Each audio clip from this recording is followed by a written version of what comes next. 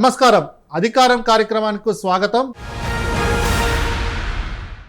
డిఎస్సిలో జరుగుతున్న అక్రమాలు, రిజర్వేషన్ వయలేషన్స్ మీద అధికారంలో ఈరోజు చర్చలో అంశంగా ఓసీ కేటగిరీ అంటే ఓపెన్ కేటగిరీయా లేకపోతే రెడ్లకు కమ్మలకు సంబంధించిన కేటగిరీ అన్న అంశం మీద మనకు స్టూడియోలో జాయిన్ అవుతున్నారు. డాక్టర్ పూర్ణచంద్రరావు గారు ఆల్ ఇండియా బీఎస్పీ పార్టీ కోఆర్డినేటర్గా ఉన్నారు. వారు మనతో పాటు స్టూడియోలో పాల్గొంటున్నారు. అలాగే మనతో కర్నూలు నుంచి ఎం రంగనాయకులు గారు ఎవరైతే ఉన్నారో బీసీ పెన్షనర్స్ ఉద్యోగ ఉపాధ్యాయుల జేఏసీ చైర్మన్గా ఉన్నారు.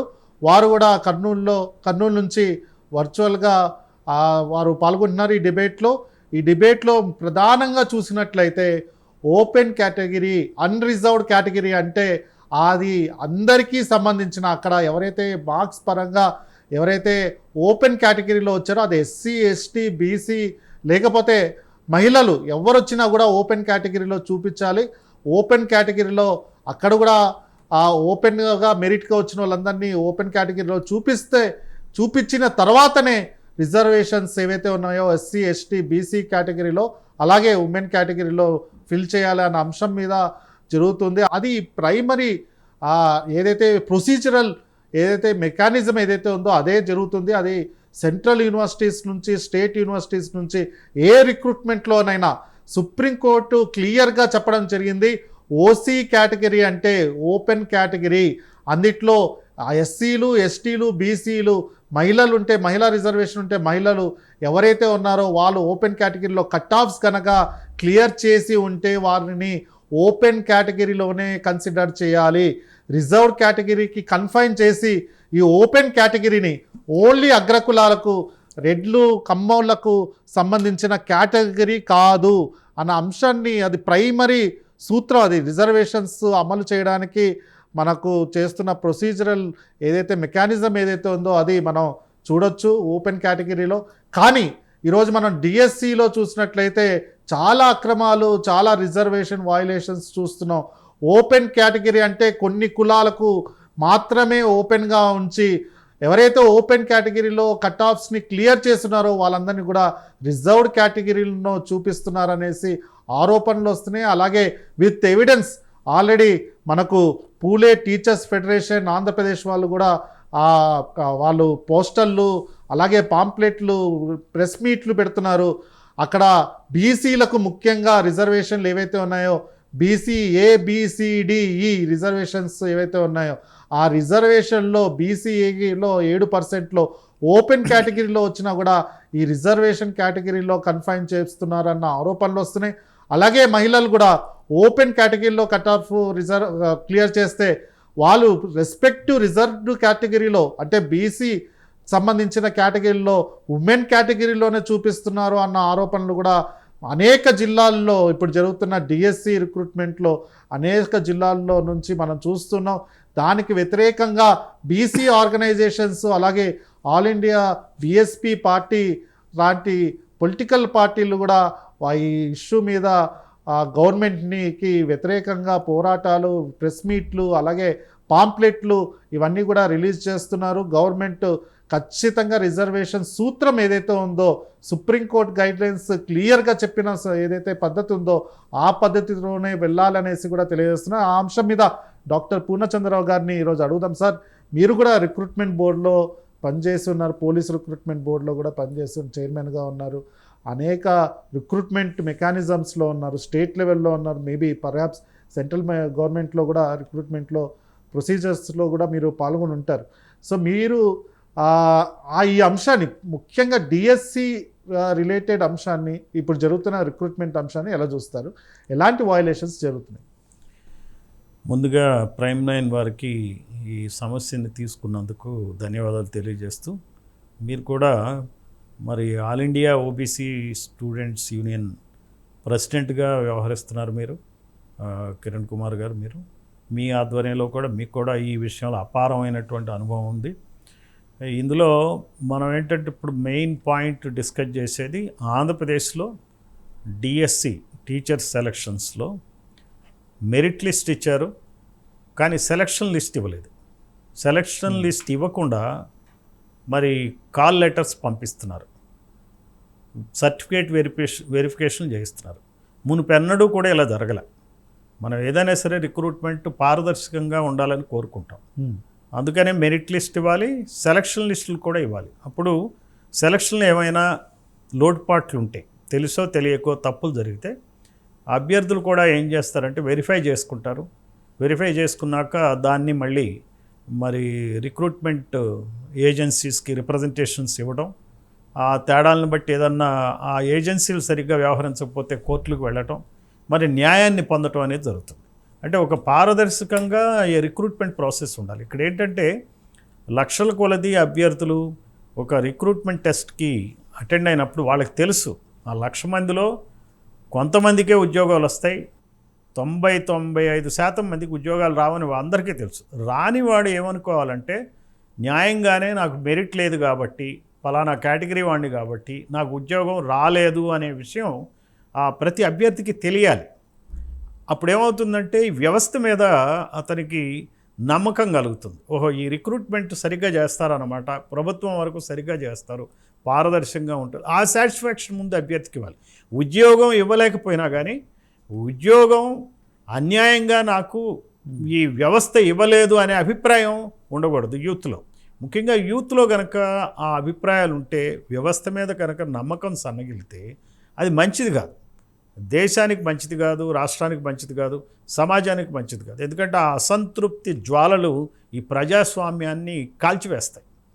అందువల్ల ముఖ్యంగా ఏంటంటే ఈ దృష్ట్యా మనం ఈ రిక్రూట్మెంట్ అంటే ఏదో ఒకళ్ళకి ఉద్యోగం ఇస్తున్నాం, 10 మందికి ఇస్తున్నాం, ఎవరికైనా కానీ ఉద్యోగస్తులే కదా, పేదవాళ్లే కదా, వాళ్ళకే ఇచ్చేసామని చేతులు దులుపుకునే పద్ధతి కాకుండా ఈ ప్రభుత్వాలు సరిగ్గా రిక్రూట్మెంట్ అనేది చేయాలి.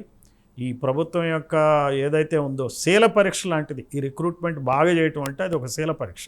Okay sir. రంగనాయకులు గారు నమస్కారం. మీరు ఈ అంశం మీద చాలా ఉధృతంగా పోరాడుతున్నారు. అలాగే బీసీ రిజర్వేషన్ వైలేషన్ మీద కూడా అనేక సెమినార్లు మీ పూలే ఆర్గనైజేషన్ మీద కూడా మీరు కండక్ట్ చేస్తున్నారు. ఈ అంశం మీద మీకు చాలా అవగాహన ఉంది. ఎక్కడ ఎలాంటి రిజర్వేషన్ వైలేషన్స్ జరుగుతుంది అనుకుంటున్నారు, అది ఎవరు చేస్తున్నారు, ముఖ్యంగా ఇలాంటి ఇష్యూస్ ఉన్నప్పుడు బీసీ అభ్యర్థులు ఏం చేయాలనుకుంటున్నారు? సార్, ఇది ఈ రోజు విషయం కాదు సార్. 98-96 డిఎస్ఎస్ నుంచి కూడా రిజర్వేషన్ కేటగిరీస్ వాళ్ళను రిజర్వేషన్కే పరిమితం చేస్తూ ఓపెన్ కాంపిటీషన్ తీసుకోకుండా ఉన్నటువంటి విధానాలు గత 30 ఏళ్ల నుంచి జరుగుతున్నాయి. రైట్. వాటి మీదకి సంబంధించి మేము గ్రూప్ 1 ఆఫీసర్స్ కూడా ఒక డెమోస్ ఇవ్వటం కూడా జరిగింది 96 డిఎస్సి మీద.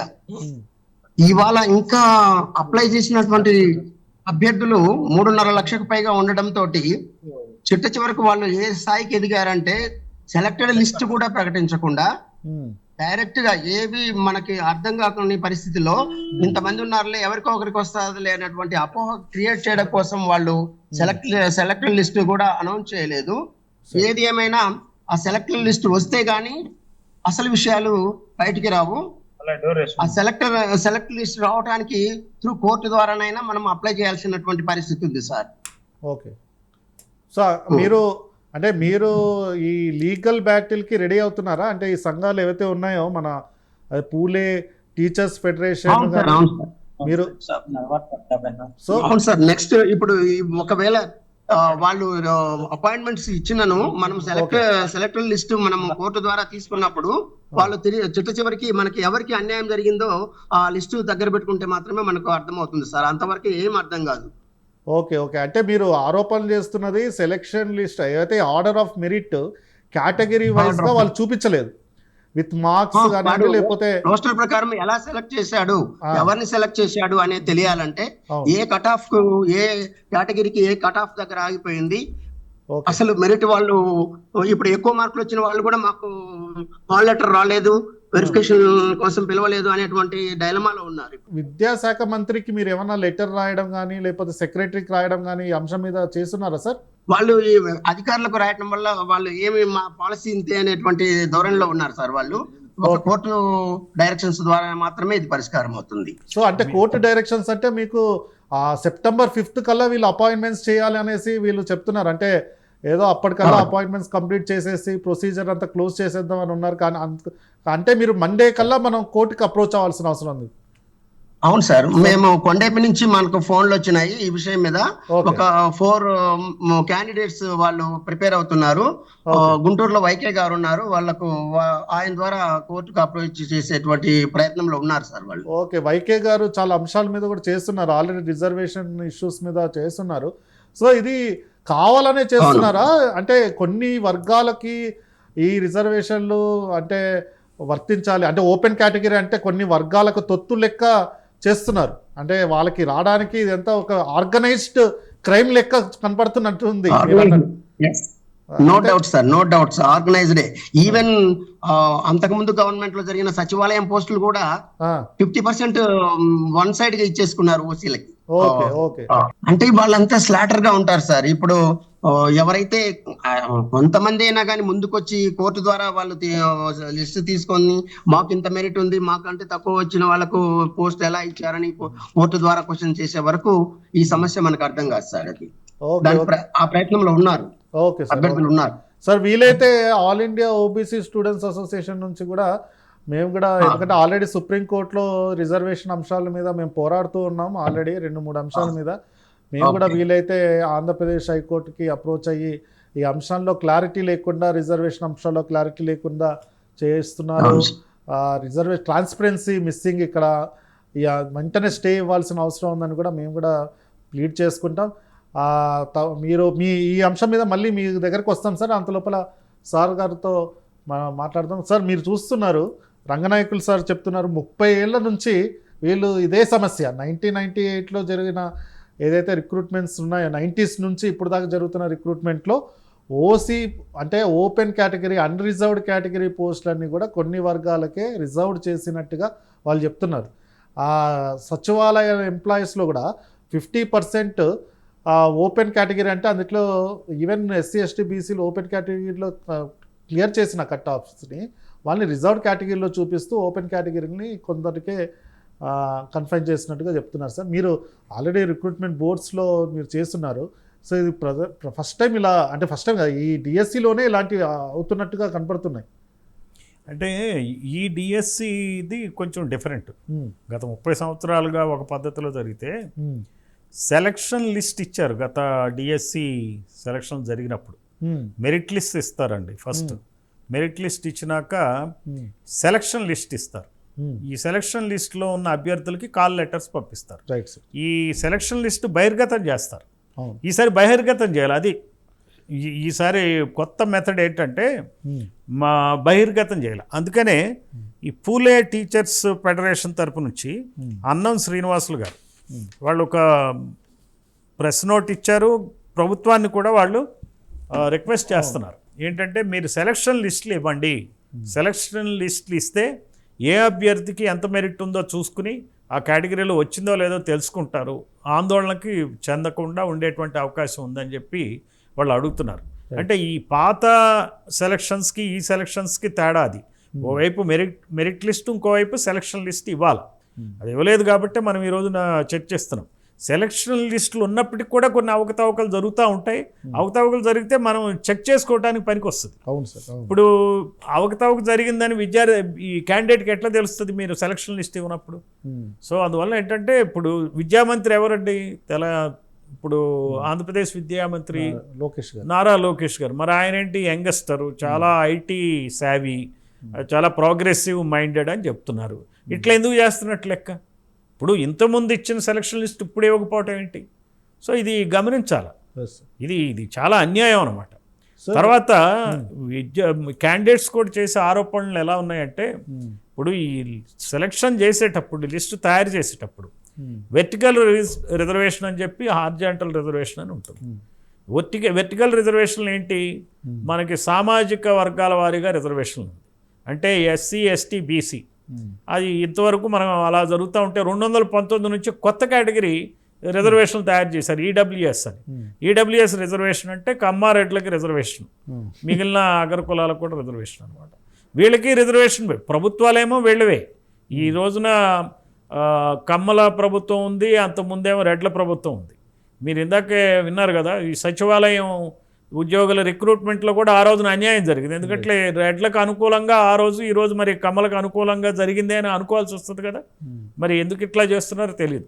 సో మనకి రిజర్వేషన్ ఫస్ట్ ఏం చేయాలా, మెరిట్ లిస్ట్ తీసుకుని ముందు మెరిట్ లిస్ట్ తీసుకుని ఫస్ట్ 20 లోకలా నాన్ లోకలా అనేది చూడకుండా క్యాండిడేట్స్ని లిస్టు తీసుకోవాలి, మెరిట్ లిస్ట్ తీసుకోవాలి. ఫస్ట్ తర్వాత 20%. ఫస్ట్ 20%. అది చేశారా? అది చేశారంటే సెలక్షన్ లిస్ట్ చూస్తే కానీ తెలియదు అది ఎట్లా చేశారో తెలియదు. తర్వాత ఏంటి, మిగిలిన 30%లో 10% ఈడబ్ల్యూఎస్ రిజర్వేషన్ పోద్ది కాబట్టి 20 ఓపెన్ కేటగిరీలో మెరిట్ ప్రకారం లోకల్స్కి ఇవ్వాలి. లోకల్స్కి ఇవ్వాలి. ఈ లోకల్స్కి ఇచ్చినాక ఏం చేయాలి, తర్వాత ఈడబ్ల్యూఎస్ రిజర్వేషన్, ఈడబ్ల్యూఎస్ కేటగిరీ అంటే ఎస్సీ ఎస్టీ బీసీ కాని వాళ్లకు రిజర్వేషన్ ఈడబ్ల్యూఎస్. ఆ ఈడబ్ల్యూఎస్ వాళ్ళకి రిజర్వేషన్, వాళ్ళ మెరిట్ లిస్ట్ వాళ్ళది విడిగా ఉంటుంది. అలానే ఎస్సీస్ మెరిట్ లిస్ట్ అది విడిగా, ఎస్టీస్ మెరిట్ లిస్ట్ విడిగా, బీసీస్ మెరిట్ లిస్ట్ విడిగా ఉండి వేకెన్సీల ప్రకారం ఈ బీసీ ఏబిసిడి కేటగిరీలు, ఎస్సీలో 1, 2, 3 కేటగిరీల ఆధారంగా ఈ రిజర్వేషన్లు ఇచ్చి ఖచ్చితంగా వాళ్ళకి సీట్లు మెరిట్ లిస్టుల ఆధారంగా ఇవ్వాలి. ఇదంతా కూడా వెర్టికల్ రిజర్వేషన్. ఈ వెర్టికల్ రిజర్వేషన్ అయినాక హారిజాంటల్ రిజర్వేషన్ చూడాలి. హారిజాంటల్ రిజర్వేషన్లో రోస్టర్ ప్రకారం ఓపెన్ కేటగిరీలో 2 ఫిజికల్లీ హ్యాండిక్యాప్డ్ ఉంటే, 3 స్పోర్ట్స్ పర్సన్ ఉంటే, ఆ 3 ఆల్రెడీ సెలెక్ట్ అయ్యారా లేదా చూడాలి. సెలెక్ట్ కాని పక్షంలో ఏం చేయాలంటే ఓపెన్ కేటగిరీలో ఎవరైతే ఫిజికల్లీ హ్యాండిక్యాప్డ్ ఉన్నాడో ఆ మెరిట్ లిస్ట్ తీసుకుని అందులో ఒకటి ఖాళీ కనుక ఉంటే ఆ ఒకటి టాపర్కి ఇవ్వాల్సి వస్తుంది. అన్సెలెక్టెడ్ ఫిజికల్లీ హ్యాండిక్యాప్టెడ్ కేటగిరీలో టాపర్కి ఇవ్వాలి. దానివల్ల ఏమవుతుందంటే ఓసీలో ఏ కేటగిరీ, ఏ హారిజాంటల్ కేటగిరీ లేని లీస్ట్ అతను కింద వెళ్ళిపోతాడు. అట్లానే ఉమెన్ ఉందనుకోండి, ఉమెన్ ఏంటి 33% రిజర్వేషన్లు ఇవ్వాలి. ఇప్పుడు మొత్తం ఓపెన్ కేటగిరీ మొదటి 40లో ఉమెన్ ఉన్నారా లేదా చూసుకోవాలి. తక్కువ ఉంటే ఉమెన్ మెరిట్ లిస్ట్ తీసి అందులోంచి వీళ్ళని ఫిలప్ చేసి దాని కింద ఉన్నటువంటి ఎవరైతే ఓసీలు క్యాండిడేట్స్ ఉన్నారో వాళ్ళని తీసేయాలి. అలానే ఒక బీసీ వర్గానికి కానీ, ఎస్సీ వర్గానికి కానీ, ఎస్టీ వర్గానికి వచ్చినప్పుడు ఆయా వర్గాల్లో 33% ఉమెన్ ఉన్నారా లేదా, లేకపోతే ఫిజికల్లీ హ్యాండిక్యాప్డ్ ఉన్నారా లేదా చూసుకుని, ఒకవేళ లేనట్లయితే బీసీ ఫిజికల్లీ హ్యాండిక్యాప్డ్ లిస్ట్లో ఉన్న టాపర్ని, ఒకటి ఖాళీ అయితే ఆ టాపర్ని తీసుకొచ్చి బీసీ జనరల్ కేటగిరీలో అతన్ని తీసివేసి, బీసీ ఏ అయితే ఏ, బి అయితే బి, సి అయితే సి, డి అయితే డి చేయాలి. సో ఈ రకమైన రిజర్వేషన్స్ వీళ్ళు చేయాల్సి, ఇదంతా చేశారా లేదా అనేది ఎలా తెలుస్తుంది? ఇప్పుడు మూకుమ్మడిగా సెలక్షన్ లిస్టులు పంపించి రేపు సెప్టెంబర్ 5 నాడు మీరు జాయిన్ అవ్వండి అని చెప్పి మేము చూడండి రిక్రూట్మెంట్ చేశాం, వెంటనే ఆ పాత గవర్నమెంట్ ఏమో ఇంతవరకు డిఎస్సి నిర్వహించలా, మేము నిర్వహించి మీకు సెలక్షన్ లిస్టులు ఇస్తూ ఉంటాయి. నేను అందుకని ఏమంటానంటే, నేను గుడ్ ఫెయిత్లో ఈ గవర్నమెంట్కి, పొలిటికల్గా ఈ గవర్నమెంట్కి ఒక మాట చెప్తాను. నారా లోకేష్ మంత్రిగా ఉన్నాడు కాబట్టి ఆయన ఆధ్వర్యంలో సెలక్షన్ లిస్టులు ఇలా చేశారో లేదో చెక్ చేసుకోవటం మంచిది. ఇప్పుడు అక్కడ కూడా కమిషనర్ మరి ఓసీ వర్గానికి చెందిన వాడైతే వాళ్ళకి తెలిసే అవకాశాలు లేవు. ఇప్పుడు ఈ ఆఫీసర్లో కూడా ప్రాబ్లం ఏంటంటే ఈ రూల్ ఆఫ్ రిజర్వేషన్ సరిగ్గా తెలియవు. ఏదో కింద అధికారులు ఏదో లిస్టులు చెప్పటం, తయారు చేయటం, మేము బాగా చేశాను సార్, కరెక్ట్ సార్ అని చెప్పుకోవటం. మరి అందులో కనుక స్కామ్స్టర్స్ కనుక ఉంటే వాళ్ళు ఏదో ఒక వాడికి అనుకూలమైన పద్ధతిలో రిజర్వేషన్ని అది అమలు చేస్తారు. ఇది చిత్రగుప్తుడు లెక్కల్లాగా ఉంటాయి ఇవన్నీ. అందువలన ఎవరో ఒక చిత్రగుప్తుడు, ఒక దురుద్దేశం ఉన్నవాడు నాశనం చేసేటువంటి పరిస్థితి ఉంది. అసలు సెలక్షన్ లిస్ట్ ఇవ్వటం అనేది పారదర్శకతను సూచించదు. 1, 2 ఒకవేళ ప్రభుత్వం కూడా కరెక్షన్ చేయాలంటే మరి అభ్యర్థుల నుంచి ఫిర్యాదులు వచ్చినప్పుడు కింద రిక్రూట్మెంట్ యంత్రాంగాన్ని కూడా సెట్ చేయడానికి పనికొస్తుంది ఈ సెలక్షన్ లిస్ట్ ఇవ్వడం ద్వారా. సో లేదు, మేము కావాలనే చేస్తున్నాం, మా వాళ్ళని మేము రిక్రూట్ చేసుకుంటాం, ఇవి గోప్యంగా ఉంటుంది, ఇంతవరకు మా కమ్యూనిటీకి చెందిన వాళ్ళు అసలు టీచర్లు లేరు, టీచర్లు అందరూ బీసీలు ఎస్సీలు ఎస్టీలే ఉంటున్నారు, సో మా కులాలకు చెందిన వాళ్ళు లేరు, మా కులాలకు చెందిన వాళ్ళు కనుక లేకపోతే రేపు టీచర్స్ అసోసియేషన్లో, ఫెడరేషన్లో మా నాయకులు ఉండరు లీడ్ చేసేవాళ్ళు, రేపొద్దున ఈ టీచర్స్ మొత్తం కూడా ప్రభుత్వాన్ని అట్టుడికిస్తారు. కాబట్టి ఈ ప్రభుత్వాన్ని అల్లాడిస్తారనే ఉద్దేశంతో ఏమైనా మిస్చీఫ్ చేస్తున్నారా? ఇదేమన్నా పెద్ద స్కామా? ఇది మనం గమనించాల్సిన అవసరం ఉంది. సో దీన్ని కూడా వీళ్ళు ఇంత కాంప్లికేటెడ్గా చేయడం వల్ల ఎవరికి తెలియదు అనుకున్నారు కానీ, బట్ ఇప్పుడు ఉన్న సొసైటీ ఆర్టీఏలు ఉన్నాయి, మార్క్స్ లిస్ట్ కంపారిజన్ చేసుకుంటారు, అవన్నీ జరుగుతాయి కాబట్టి జాగ్రత్తగా ఉండాల్సిన అవసరం ఉంది. కానీ దీనికి ఇంకా లీగల్ బ్యాటిలే శరణ్యం అనేసి రంగనాయకులు గారు అంటున్నారు. సో మండే మళ్ళీ లీగల్గా వాళ్ళు సోమవారం రోజు వైకే గారు ద్వారా కోర్టు ఆనరబుల్ హైకోర్టుకి అప్రోచ్ అవ్వాలని కూడా చూస్తున్నట్టుగా తెలుస్తుంది. సార్ ఆనం గారు, మీరు పూలే బీసీ టీచర్స్ ఎంప్లాయీస్ ఫెడరేషన్కి చైర్మన్గా ఉన్నారు. శ్రీనివాసులు గారు, సార్ మీరు ఈ అంశం మీద మీరు ఎలా చూస్తారు? ఈ అంశాన్ని ముఖ్యంగా బీసీ అభ్యర్థులకు అన్యాయం జరుగుతున్నట్టుగా ఆల్రెడీ మీరు పాంప్లెట్స్ అవన్నీ కూడా రిలీజ్ చేస్తున్నారు. మీరు ఈ అంశాన్ని ఎలా చూస్తారు? ఏ రకంగా రిజర్వేషన్ వైలేషన్ జరుగుతుంది అనుకుంటారు? దీనికి సరి చేసుకోవడానికి మార్గాలు ఏంటంటారు? నా పేరు అన్నం శ్రీనివాసులు, పూలే టీచర్స్ ఫెడరేషన్ రాష్ట్ర అధ్యక్షుడిని. ఆంధ్రప్రదేశ్లో డిఎస్సి నియామకాలు జరుగుతున్నవి.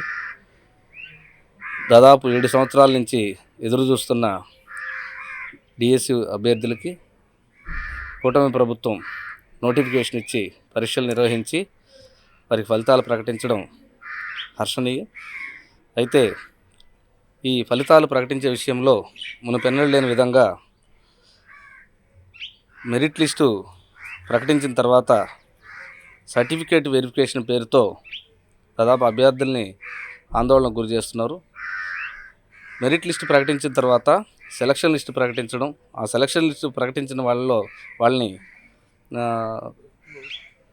మొత్తం అభ్యర్థులందరినీ సర్టిఫికేట్ వెరిఫికేషన్ జరగడం ఆనవాయితీ. కానీ దానికి తద్భిన్నంగా ఈరోజు సర్టిఫికేట్ వెరిఫికేషన్ జరగడం వలన అభ్యర్థుల్లో రకరకాల అపోహలు ఉన్నాయి. అంతేకాకుండా 2018 డిఎస్సి నుంచి వర్టికల్ హారిజంటల్ రిజర్వేషన్ల పేరుతో రిజర్వేషన్ అభ్యర్థులకి అన్యాయం జరిగే విధంగా, ముఖ్యంగా మహిళలకి 33% రిజర్వేషన్ దాటినట్లయితే వాళ్ళని తర్వాత మెరిట్లో కాంపిటేట్ అవ్వాలని చెప్పి వాటిని స్పెషల్ రిజర్వేషన్ అని చెప్పడం, సుప్రీంకోర్టు యొక్క ఒక తీర్పుని సాగ్గా చూపడం, ఇది అత్యంత దుర్మార్గం మరియు రాజ్యాంగ స్ఫూర్తికి విరుద్ధం. కాబట్టి గతంలో ఏ విధంగా అయితే నియామకాలు జరుగుతున్నాయో అదేవిధంగా ఓపెన్ కాంపిటీషన్లోకి అటు మహిళలని, ఎస్సీ ఎస్టీ బీసీలని కూడా వచ్చే విధంగా, ఓపెన్ కాంపిటీషన్ అంటే ఆధిపత్య కుల రిజర్వేషన్ కాదు, అది ఓసీ అంటే ఓపెన్ కాంపిటీషను, అందరూ దాంట్లో కాంపిటేట్ కావచ్చు. కాంపిటేట్ అయిన తర్వాత మహిళా రిజర్వేషను, అలాగే BCA, BCB, BCC, BCD, BCE, అలాగే ఎస్సీ కేటగిరీస్, ఎస్టీ కేటగిరీలు, ఇవి సపరేట్గా కౌన్సిలింగ్ జరగడం ఇది ఆనవాయితీ. అదేవిధంగా జరగాలని చెప్పి మేము ఆంధ్రప్రదేశ్ రాష్ట్ర ప్రభుత్వాన్ని ఈ సందర్భంగా విజ్ఞప్తి చేస్తున్నాం. దానికి భిన్నంగా కానీ జరిగినట్లయితే అభ్యర్థులు ఆందోళన చెంది మాకు ఉపాధ్యాయ సంఘ నాయకులకి వాళ్ళు ఫోన్లు చేయడం, సెలక్షన్ లిస్టు గురించి ఆందోళన చెందుతున్నారు. కాబట్టి ఆంధ్రప్రదేశ్ రాష్ట్ర ప్రభుత్వం రిజర్వేషన్లకి భంగం కలగకుండా ఈ నియామకాలు జరపాలని చెప్పి, అలాగే సెలక్షన్ జాబితాల్ని త్వరలో ప్రకటించి అందరికీ న్యాయం జరిగేలా చూడాలని చెప్పి ఈ సందర్భంగా విజ్ఞప్తి చేస్తున్నాం. అంతేకాకుండా గతంలో ఈ రిజర్వేషన్లు సక్రమంగా అమలు చేయకపోవడం అనేది సందర్భం ఉన్నందువలన అలాంటిది మళ్ళా రిపీట్ అవద్దేమని చెప్పి ఒక ఆందోళన కూడా అభ్యర్థుల్లో ఉంది.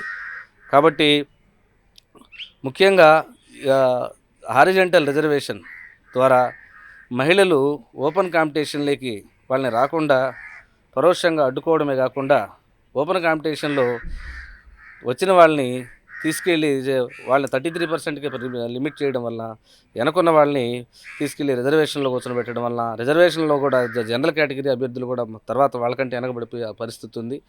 ఓపెన్ అసలు మామూలుగా అయితే సమగ్ర కులగణన చేసి ఎవరి జనాభా ఎంత ఉందో అంత జనాభా ప్రకారం, జనాభా దామాషా ప్రకారం రిజర్వేషన్లు ప్రకటించాల్సిన సందర్భం కూడా ఉందని చెప్పి సందర్భంగా గుర్తు చేస్తూ, ఏపీలో జరిగే ఉపాధ్యాయ నియామకాల్లో ఇలాంటి అపోహలకు తావు లేకుండా నియామకాలు నిర్వహించాలని చెప్పి సందర్భంగా ఆంధ్రప్రదేశ్ రాష్ట్ర ప్రభుత్వాన్ని పూలే టీచర్స్ ఫెడరేషన్ తరఫున మేము డిమాండ్ చేస్తున్నాం.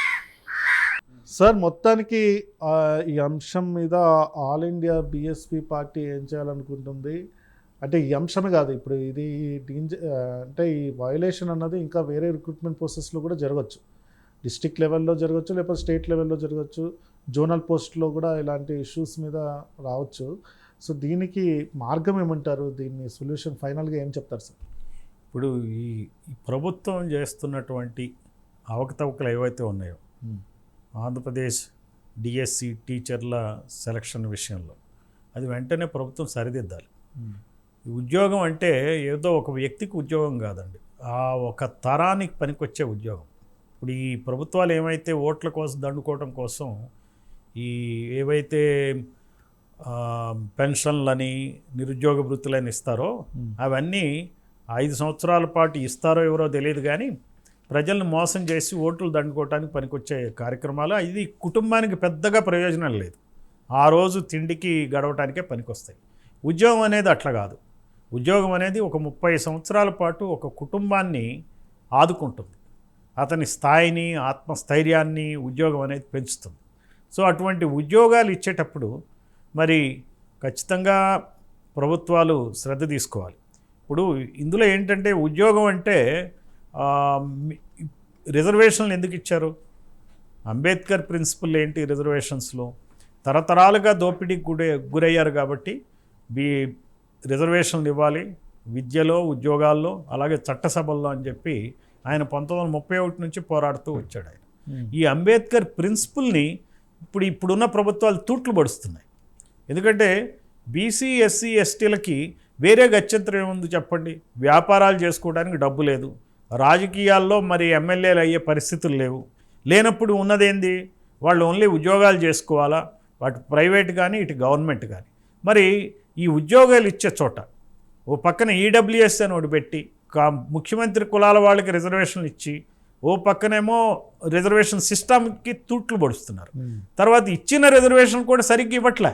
రైట్. దాన్ని ఏం చేస్తున్నారంటే మనకి ఏదైతే 25% బీసీలకు ఇవ్వాలో రిజర్వేషను ఈ అమలు అయ్యేటప్పటికి ఏమవుతుందంటే ఆ 25% కూడా ఉండవు. ఓపెన్ కేటగిరీ ఓన్లీ మీకు 25% బీసీలు ఉండాలా, మరి మిగిలిన ఓపెన్ కేటగిరీస్ అన్నీ మావే, అందులో ఓసీ కులాలే ఉండాలా, ముఖ్యంగా పాలక కులాలు ఉండాలా అనేటువంటి ధోరణిలో ప్రభుత్వాలు ఉన్నాయి.